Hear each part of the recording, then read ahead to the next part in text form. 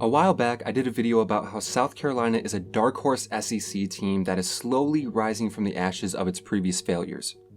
At that time, they were hot off their first bowl win in some time, and Shane Beamer was a trendy name on social media. But that was 7 months ago. The Gamecocks season opener is in about 2 weeks, and because of that, I want to make a refresher video on South Carolina. This one's more so going to be a breakdown of the team from coaches to players and making a rough prediction on how they do based on their schedule. I'm Kevin Redfield from the Dropout Sports, and before we get into it, I just gotta ask y'all to like this video and sub to the channel. Y'all already know how it goes. Alright, enough said. Now let's get into it. Starting out with the man at the helm of it all, Shane Beamer is coming into his second season as the OG USC's head coach. And based on what he did last year as his first season as an actual head coach, things are looking as up and up as they ever have. Beamer's offensive and defensive coordinators, Marcus Satterfield and Clayton White respectively, are also returning for their second years in the program, along with many of the other position coaches. And sort of an under-the-radar addition is former NFL head coach Freddie Kitchens coming in as a senior football analyst. Of course, hiccups can happen, but reasonably speaking, we should expect only growth this season coming from Beamer and company, as they've had a year to acclimate and experience what success and failure at South Carolina is really like. Moving on to personnel and starting with the offense, almost literally the only way for them to go is up.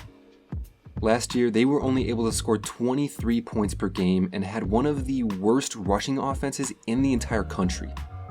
There was never much consistency when it came to the Gamecocks, whether it be having 3 quarterbacks swap the starting position during the season, a running game that had tiny spurts of greatness, or a constant battle for who would be the true wideout 2. The offense was definitively rocky, but hopefully this season will be more smooth, and it all starts with the quarterback. You all knew it was coming. Spencer Rattler is the guy coming into 2022. With all due respect to Luke Doty, who played pretty well last year, Rattler has the NFL caliber talent to lead South Carolina into new territory. At this point, everyone in the FBS world knows about the supposed character issues and what happened at Oklahoma, but if we're looking at what he exclusively did on the football field, Rattler rattled off 49 touchdowns on the air and ground with only 12 interceptions and went 14-5. Which in 1.5 seasons is less losses than the Gamecocks had in that last season, and last season was pretty good. If he can be half the number 1 overall talent that people thought he was going to be, then we might, dare I say, be looking at a top SEC quarterback. And again, maybe that won't be him, but if I'm a Gamecock fan, I'm placing all my chips on Rattler to come out straight ballin' next year. Now onto the running back position, Marshawn Lloyd and Juju McDowell are the top 2 running backs returning, and from what I've seen, Marshawn Lloyd will be the number 1 guy for now. Lloyd has a more bruising style with his 5'9", 210 stature, but I say for now because there's one guy that I wouldn't be surprised if he takes a lot of those touches away, and it's not McDowell. No, that guy is Wake Forest transfer Christian Beal-Smith. Last year alone at Wake, Beal-Smith had more rushing yards than all returning Gamecocks combined, and almost as many touchdowns as their entire running back room. Of course, this can be attributed to a different system, but numbers rarely lie in such a drastic way. So for the coaching staff to see Beal-Smith as anything less than a dynamic and valuable asset on offense, to me, would honestly be a travesty. As for the receiving core, almost everyone is returning, with 1 or 2 guys coming in to heighten the competition. Josh Vann is that dude and will clearly be the wideout 1 as he was last year.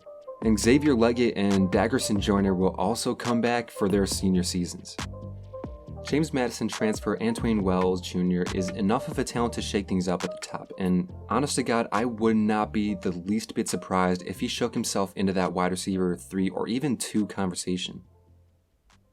And now onto the tight ends, who I wanted to split away from the wideouts because I'm just crazy enough to say that South Carolina might have one of the best overall rooms in the country. At the top of it all is Jaheim Bell, a guy for which I have massive hopes for. At 6'3", 230, Bell has that ideal receiving end size, and he showed it last year with his ability to get downfield and make game-changing plays. On his own, he's a top 10 or even top 5 tight end in the country. But pairing him with Oklahoma transfer Austin Stogner, who gave the Gamecocks a bigger end to rotate in, they kind of have the best of both worlds. The offensive line is retaining everyone from the interior, and both tackles had some playing time in 2021, but the improvement will still have to come drastically from last year. Yeah, that year they only averaged 3.8 yards per carry and had one of the worst sack rates in the nation at 8%. Experience is key, but without improvement from last year, it means absolutely nothing. An improvement from last year to this year will be the difference between flashes and consistency for these position players that can do so much. On to the defense, which really was the MVP for the Gamecocks last year. Besides their impressive bowl win, the defense carried them throughout most of the year.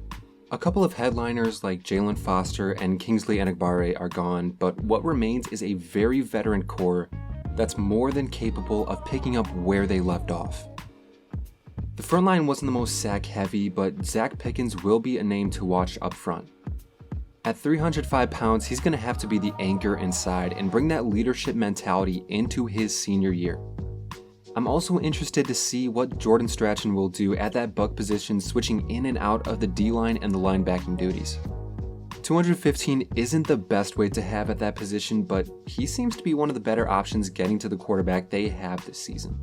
And if the flashes of talent that we saw in previous years at South Carolina and Georgia State come into play this season, then Strachan might just be that guy, that dynamic guy that switches a light for South Carolina. At linebacker, they returned seniors Brad Johnson and Sherrod Green, and especially for Green, it'll be exciting to hopefully get a full season out of him, as he's been battling the injury bug all of his career.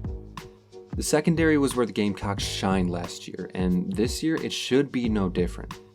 Starting corners Marcellus Dial and Darius Rush returned to wreak havoc on the SEC, and replacing Jalen Foster at safety is Central Michigan transfer Devonnie Reed, who was a two-time All-MAC guy and still is a reliable tackler. Alright, we got coaches and positions out the way, so now let's look at the 2022 season itself. And yeah, it's a daunting one to say the least. Starting out the season, 4 of their first 7 games are against ranked opponents, and in total, they go against the second most ranked opponents in all the FBS at 5. Of those first 7 games, Georgia State, Charlotte, and South Carolina State should be easy wins, which is pretty great as they come in between those kind of 4 ranked opponents. Georgia looks to be a definite loss, and although I think A&M is weaker than their number 6, they're still a pretty big step above where South Carolina is now. Arkansas, on the other hand, I think is better than a lot of people give them credit for, and therefore I will be giving South Carolina the loss here. And then there's Kentucky. I don't think there's a real consensus on where Kentucky lies competitively, which makes me think this could be a game that Gamecocks could take. Being optimistic, I think they'll pull it off. Realistically, with the steps South Carolina's taken, they're more than capable of beating a team like Kentucky. The next 2 games against Missouri and Vanderbilt, in my mind, are obvious wins. Maybe Missouri comes in clutch and gives South Carolina a battle, but realistically, yeah, I don't see it at all. Come on. And then the second half of their gauntlet season continues, as Florida is another one of those anything could be of them teams. I'm going to give the loss to Carolina here purely because this feels too much like a trap game. I think the Gamecocks again could very well win this. But after 2 easy wins, going straight into the swamp, I don't know, there's something in my mind just saying this is too good to be true, 3 in a row is not happening. Tennessee, I think, could be one of those anything could happen teams, but for now, I think that South Carolina is a step above them, so I'm going to give them the win there.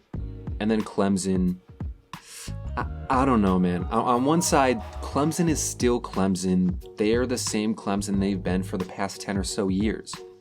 But on the other hand, they clearly took a step back last year, and who knows, that step back might just be the status quo for them, or maybe that's where the top is for them. I'm going to hand South Carolina the loss for now. Their in-state rival just, again, is probably still a step above them. But again, if Clemson falters like they did last year, I wouldn't be surprised if the Gamecocks go in and get that last win. So yeah, that's the season, I think. 7-5 going into a bowl game, which is better than where they were last year heading in. They have a ceiling of 9-3 because, I mean, 3 top 10 opponents, that's just insane. And then I think they have a floor of 5-7. I think they're going to win at least 2 in-conference games like they have in previous years, but it's just getting over that hump of beating those who-knows teams like Kentucky, Florida, Tennessee, so on and so forth.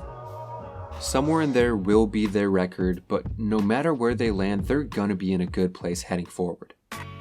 Shane Beamer has talked about how Columbia is a destination spot, and I'm confident that what he's built via recruiting in the transfer portal will keep on building.